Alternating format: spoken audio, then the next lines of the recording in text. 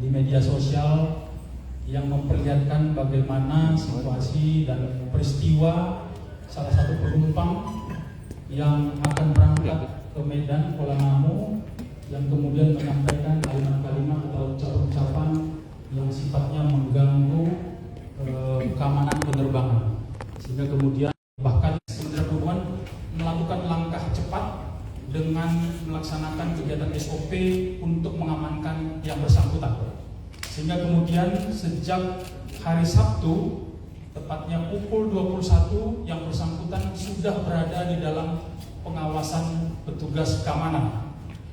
Dan setelah menerima pelimpahan dari tugas APSEC, maka langkah-langkah yang dilakukan oleh tim gabungan dari PPNS dan Polri adalah membuat laporan pengaduan, sehingga dengan dasar laporan pengaduan tersebut maka dilakukan upaya proses penyelidikan dan penyidikan. Dalam perkara ini, rekan-rekan sekalian, langkah-langkah yang sudah dilakukan oleh penyidik adalah sudah melakukan pemeriksaan terhadap 8 orang saksi yang terdiri dari pramugara atau kru Lion Air sebanyak 2 orang, kemudian petugas APSEC Lion Air sebanyak 2 orang, kemudian stasiun manajer Lion Air sebagai pelapor atau pengaruh dalam perkara ini, kemudian petugas dari APSEC Angkasa Pura Indonesia yang sudah kita lakukan pemeriksaan. Sehingga secara maraton dalam waktu 2 hari pemeriksaan terhadap yang bersangkutan kepada saksi-saksi sudah kita lakukan, sehingga di hari Minggu tepatnya tanggal 3 Agustus 2025 perkara ini kita naikkan ke tingkat penyidikan.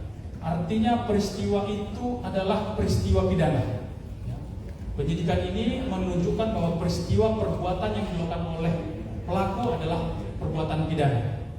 Dan kemudian setelah melakukan serangkaian proses pemeriksaan, mengumpulkan alat bukti baik berupa rekaman, baik keterangan saksi dan bukti-bukti dokumen yang kita sita dari maskapai, maka per hari ini terhadap yang bersangkutan sudah kita tetapkan sebagai tersangka.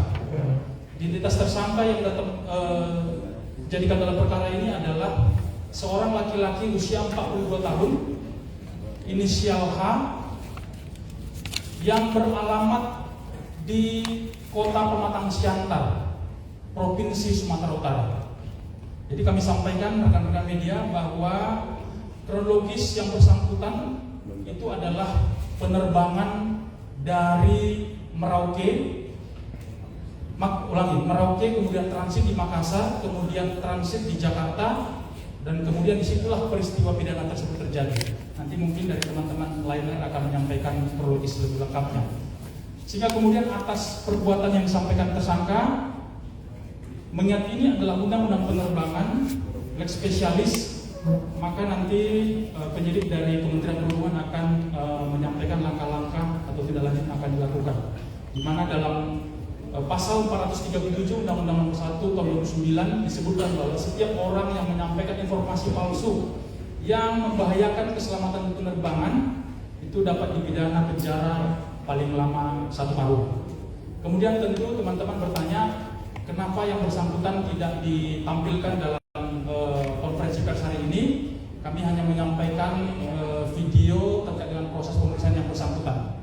Jadi memang hari ini orang tua yang bersangkutan juga sudah kita datangkan dari Sumatera Utara. Ada beberapa informasi-informasi yang disampaikan kepada penyidik. Tentu informasi yang diberikan oleh keluarga ini akan kita tidak lanjutin, kita verifikasi dan kita pastikan apakah informasi yang disampaikan oleh keluarga itu memang benar-benar valid. Karena memang tadi kami mencoba untuk berkomunikasi dengan yang bersangkutan, memang secara komunikasi baik dan lancar, tetapi memang kondisi emosional yang tidak stabil. Artinya ada pertanyaan-pertanyaan yang bisa dijawab dengan baik, tetapi ada juga pertanyaan-pertanyaan yang tidak bisa dijawab, bahkan sedikit mengarah kepada informasi-informasi yang tidak ada hubungannya dengan perkara ini. Mungkin itu yang kami sampaikan di awal. Selanjutnya nanti mungkin akan kami berikan waktu kepada pihak Lion Air untuk menyampaikan